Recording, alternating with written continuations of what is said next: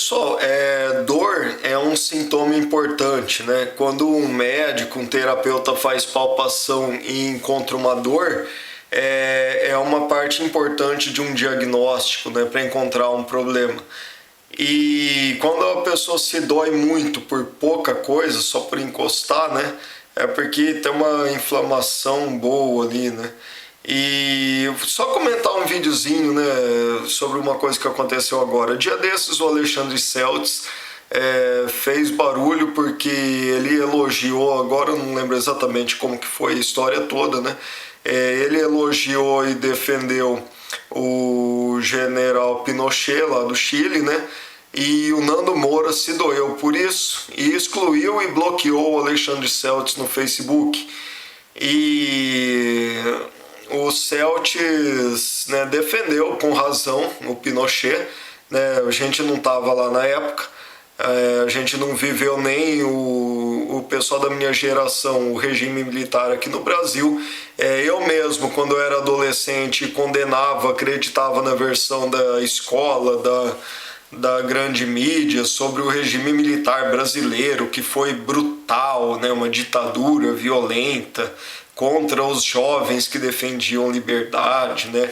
E os militares brasileiros eram manipulados pelos americanos, pelos Estados Unidos, né? Enfim, pessoal, a gente não estava lá e hoje a gente está conhecendo e buscando estudar e entender melhor essa história, né? E o Pinochet no Chile viveu uma situação muito pior do que aqui no Brasil e, claro, da mesma forma que a gente defende a polícia, né, que não, quando a esquerda faz aqueles protestos de pombinha branca, né, e protesta contra a polícia, da mesma forma que não dá para enfrentar bandido com flores, também não dá para enfrentar comunista com flores, né? E quando os comunistas estão tomando poder e dando um golpe violento, é preciso reagir, né? E toda ação corresponde a uma reação igual e contrária, né? Uma lei da física. E o Celtes tem razão em defender o Pinochet, assim como aqui no Brasil os militares tiveram que reagir contra os comunistas em 64, como Getúlio Vargas também teve que reagir aos comunistas, a primeira tentativa de golpe comunista no Brasil na década de 30, com o golpe em 1930, e ficou no poder durante 15 anos, é chamado de ditador. E a gente é mais difícil ainda entender essa época, né? Mas eu defendo Getúlio Vargas.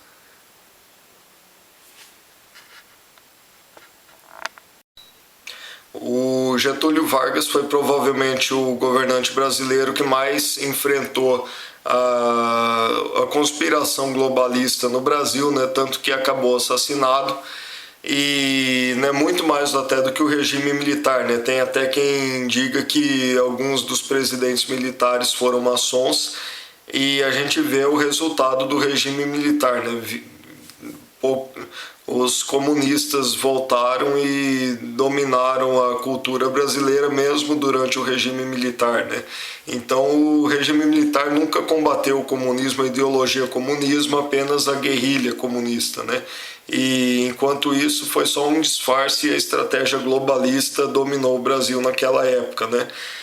E é importante, assistam, vou deixar o link aí na descrição, o vídeo do Orlando Fedeli sobre a direita política, e assistam também a palestra do Orlando Fedeli, maçonaria, não é...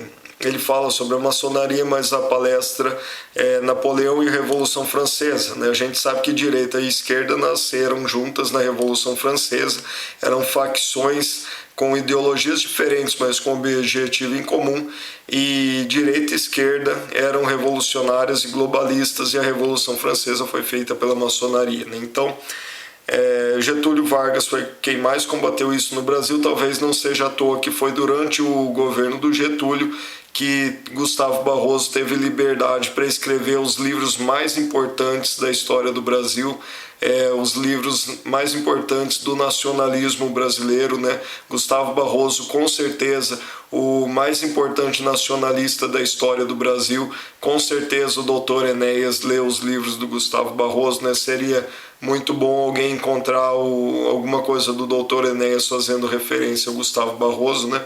Mas enfim, Voltando ao assunto, o Celtics comentou que foi bloqueado, né? O Nando Moura postou um vídeo que ele nem postou, gravou um vídeo que ele não postou nem no canal dele no YouTube. E né, sobre essa treta, né, a direita está se esfacelando, né, justo agora que a gente derrotou ideologicamente a esquerda na internet, a direita brasileira está se esfacelando e a gente vê que realmente quando isso começou há 5 anos atrás, pelo menos quando eu entrei nessa 5 anos atrás, todo mundo que se dizia de direita era aliado, né, e hoje as diferenças estão aparecendo, né, e isso está se esfacelando.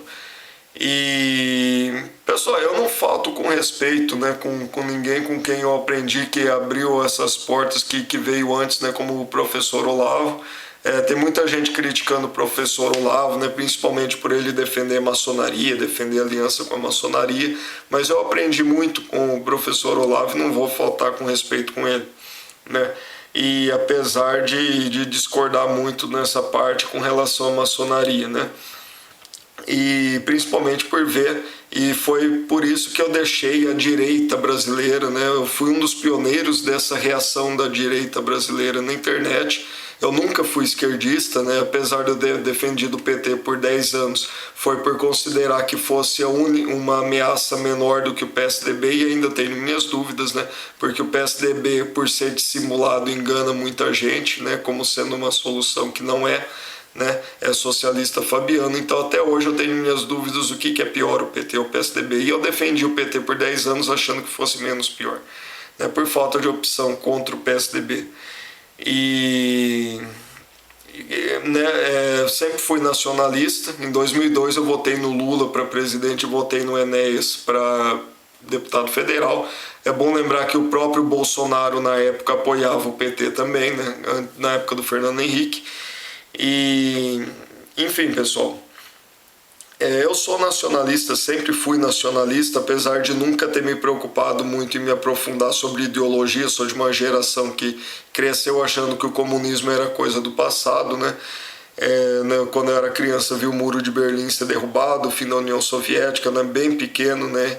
Enfim, e podia muito bem, né, como um dos pioneiros dessa nova direita brasileira na internet, né, desde o movimento da Real eu já combati o feminismo, antes mesmo de conhecer o marxismo cultural, de entender o marxismo cultural, eu já desconfiava que fosse uma estratégia de guerra. Então foi muito fácil entender e se aprofundar nisso tudo desde criança, né? Porque eu não tô. Tem muita gente que vem me criticar para ser mais direto, conciso e falar menos nos vídeos, né? Fazer que nem o Nando Moura, né? Fazer um roteirinho, né? Preparar os vídeos. Mas eu não tô aqui para isso, eu tô aqui para buscar a verdade. Eu não tô para ser popular, nem para gravar vídeos curtos e simples para alcançar um público maior. Eu não tô aqui por popularidade, né? Acho muito bom esse trabalho que o Nando Moura faz, que atinge uma massa muito grande de pessoas, mas eu não estou aqui para isso. Estou aqui para buscar a verdade, uma verdade complexa e polêmica, e juntar os pedaços, e não estou aqui para evitar polêmica nem nada, não, né? Desde criança eu me informo sobre esses assuntos, nasci em igreja evangélica, e todo mundo sabe que nas igrejas evangélicas trata a questão da nova ordem mundial, do governo do anticristo, do apocalipse. Então eu ouço falar dessas coisas desde criança, e hoje a gente está vendo tudo isso acontecendo na prática. Apesar de eu ter largado a religião na adolescência, e hoje ver que a religião também é uma alienação que faz parte de tudo isso, né? Inclusive a própria Igreja Batista onde eu nasci no Brasil foi fundada por pastores batistas americanos que eram maçons. O primeiro pastor batista brasileiro era maçom, e a Igreja Batista no Brasil nasceu dentro de uma loja maçônica, né? Então hoje eu vejo que a religião também é manipulada, né? A gente vê esse Papa Francisco aí, enfim, mas não quero esticar o vídeo, mas só para comentar esse fato, né? Que o Alexandre Celtics, né, fez uma postagem falando sobre o Fidel Castro ser católico conservador, e como ele bloqueia os comentários no canal dele no YouTube, que também é muito infeliz, né? Muito muito estranho, eu comentei no Facebook dele que Fidel Castro é judeu, né? Só para informar um fato, né, que basta você procurar na internet. Em espanhol mesmo foi a primeira vez que eu achei um texto falando isso, que Fidel Castro é de família judia por parte de pai e de mãe. E é só um fato, né? Não fiz julgamento nenhum, apenas comentei que Fidel Castro é judeu, né? E não é grande novidade para quem pesquisa, não sei se o Alexandre Celtes sabia ou não disso. E aí ele simplesmente, na hora, né, não deu nem tempo dele, caso ele não soubesse disso, ele ficar curioso e pesquisar para saber, ele me excluiu do Facebook dele e apagou meu comentário.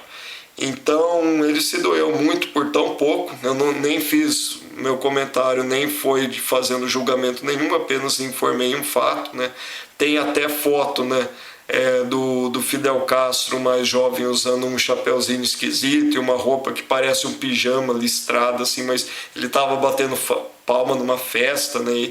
E uma vez estava um debate sobre essa foto do Fidel, né, em preto e branco ainda, e disseram que aquilo lá é uma roupa de judeu, né? Então tem foto dele junto com o David Rockefeller, o que é muito estranho, né, para quem fala tanto do imperialismo americano, né? O Fidel Castro ali cumprimentando hoje o chefe da família Illuminati, né, de banqueiros mais poderosa dos Estados Unidos. Muito esquisito isso, né? E coincidentemente a família Rockefeller também é de judeus, né? Então não sei se tem alguma coisa a ver com isso. Até uma coisa a se debater, né? Porque, né, a gente sabe que Karl Marx era judeu, né?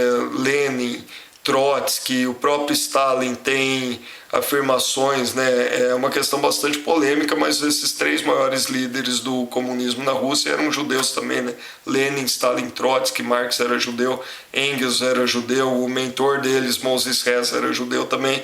Então a gente vê que os líderes do comunismo sempre foram judeus, mas o que não quer dizer que todo judeu seja comunista, tanto que a gente vê que os maiores banqueiros do mundo, né, também os líderes do capitalismo, os banqueiros Rothschild, Rockefeller, também são judeus, né? Então nem todo judeu é comunista, né?